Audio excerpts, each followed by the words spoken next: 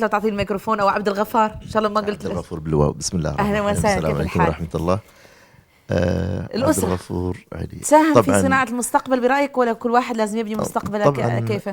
صناعه المستقبل احنا ناخذ نقول احنا خطوات لصناعه المستقبل، استمراريه لصناعه المستقبل، لكن ما نقدر نقول خلاص انا صنعت المستقبل مثل ما ذكروا الاخوان وخلاص بيجلس. فاعتقد ان اذا وقفنا معناته ان خربنا اللي بنيناه. صنعت مستقبلك؟ انا الحمد لله رب العالمين. كيف صنعت؟ ارب اسره وعندي 3 بنات ما شاء الله، اربيهم تربيه طيبه ان شاء الله يا رب العالمين. انا بس يمكن استفزتني بعض الطروحات. ايوه. حاليا اشوف يعني سبحان الله احنا عايشين في وضع التكنولوجي صراحه مهول. يعني لو جينا على الفضائيات نلقى 1000 و3000 4000 قناه. لو جينا على التكنولوجيا الهواتف اليدويه الذكيه فنلقى يعني اسره 6-7 جالسين، كل واحد او كل واحده مثلا في واد. طبعا احنا لما نتكلم عن صناعه المستقبل نقول التواصل مثل ما ذكرت الضيفه عبر الاقمار الصناعيه في نهايه كلامها. فالتواصل انا كيف اتواصل مع بنتي صغيروني هذه وانا عندي الايفون او بلاك بيري او كذا وجاي من الدوام واقول شويه بس بعد.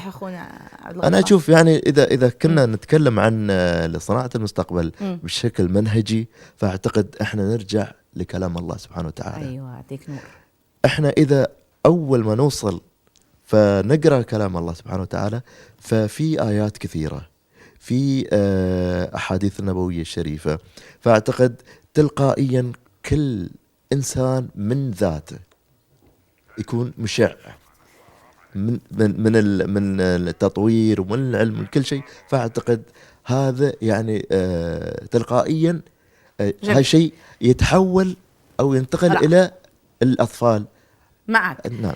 طيب احنا صراحة الايقاع لازم يكون اسرع لان وصلنا تقريبا للختام، لكن احنا نبغى نختم ختامها مسك مع الجمال. يعني الجمال قصدي صناعة الجمال، في مجال صناعة الجمال. نجلة، مشروعك سابقا كنت صادفتك كان فكرة لا زالت في الولادة. ما تولدت، انولدت الحين وشكرا على استضافتك عشان اراويك واعرض عليكم مشروعي اللي يتحقق. وبالاخص هو حلمي، بس الاحلام ما تتوقف، عندي احلام كثيرة.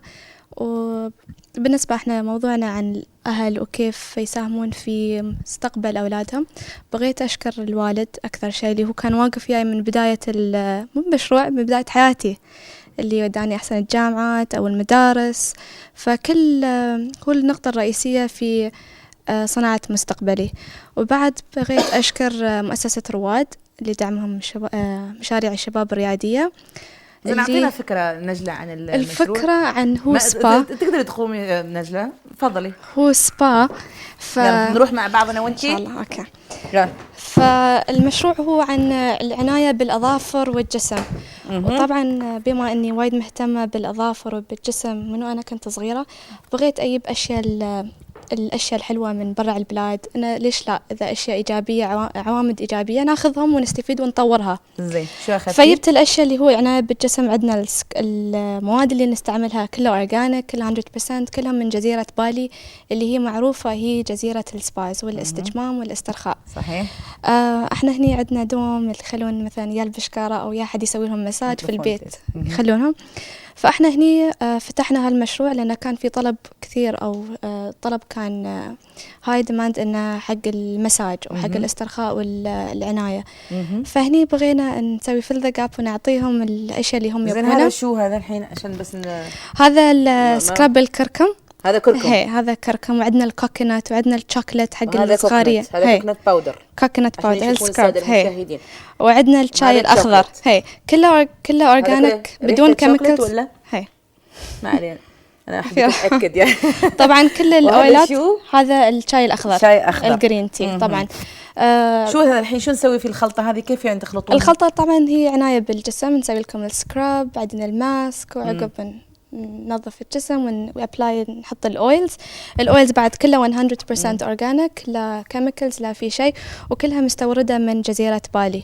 انا رحت بالاخص جزيرة صرت بالي؟ رحت جزيره بالي واخترت ان الاخصائيات اللي هناك الثيرابيست، اخترت المواد وجربتهم جبتيهم من بالي؟ جبتها من بالي. Thank you for إنزين. standing all this time. Sorry for that. انزين. فكل شيء حتى لو تشوفين في بعض الاكسسوارات انه بغيت اخذ اشياء الديتيلز من جزيرة بالي اللي هو الماسك، انه لا حد يتكلم، احنا في السبا هذا اللي يسمونه الدرانك، هي موسيقى بعد من بالي. هذه لما تخلص المساج ولا بعد ما تخلص المساج قمت تضغطي؟ هي. حلو. وصل الصوت عندكم؟ حاليا بعد احنا نتعاون مع شو اسمها القافلة الوردية، اوكي، اللي هي بدعم اكتشاف سرطان الثدي. نعم. ومع كل فحص حق المرأة اللي راح تفحصها نجملها وننقها باللون الوردي، طبعا فري. ولذلك جبتي الطلاء؟ جبت الاطلاء الوردي اللي هو اسم الكامبين اللي هو لماعة وبولشت ان بينك، هو لون واحد يجمع كل الحريم مع بعض. يا سلام، ممكن. ما شاء الله، مبدعة، أبدعتي ما حقيقة. تقصرين. أنا يعني كنت وعدتك لما كان فقط فكرة إنه بس تسوي مشروع أدعيكي، وفعلا ما شاء الله تبارك الرحمن. احنا إن شاء الله بناخذ الكاميرا ونزورك هناك إن شاء الله. أيضا في أي وقت إن شاء الله نكون المحل. في حسن ظنكم. دعمتك رواد ودعمتك الأسرة، هي وما يقصرون الصراحة، وما يقصرون شيوخنا، وما تقصرين أنت على استضافتي عشان أراويهم إن أنا حققت حلمي بالفعل. وأنتوا أيضا صناع المستقبل، وأنتوا صناع الحياة، وأنتوا دائما نعول عليكم في انكم تنجزون مستقبل ناجح جميعا. شكرا جزيلا لك. شكرا يا منى. شكرا جزيلا للجميع. انا قبل ان اختم اريد من حضرتك تعطينا نصيحه ختاميه. اولا انصح الاسره 3 أشياء، ان يعطي كل اسره تعطي الشباب هامش حريه بحيث يتحرك الشاب. النصيحه الاخرى ان لا يخافوا على رزقهم، فالرزق من الله سبحانه وتعالى. هذه النصيحة الأخيرة اللي راح الأجيال تختلف، فكل جيل له فكر، كل جيل له توجه، فيعني لا تربط الشاب بجيلك، لا تربط الشاب بفكرك، دع كل جيل يأخذ جيله. وهذه هي النصائح باختصار. شكرا جزيلا لك الأستاذ المهندس سعيد المرضي، مدرب وخبير مشاريع. شكرا لكم شكرا جزيلا لكم جميعا للحضور، الله يوفقكم، إن شاء الله نشوفكم للأمام أكثر وأكثر. مشاهدينا الكرام، وصلنا للختام. دائما طبعا نقول الاتكال والاعتماد على الله سبحانه وتعالى هو قبل كل شيء. صناعة المستقبل تبدأ من اكتشاف ذاتك. اكتشف ذاتك أولا، ثم بإذن الله تعالى سوف تمشي في خطوات حثيثة إلى مستقبل باهر وناجح بإذن الله. إلى اللقاء.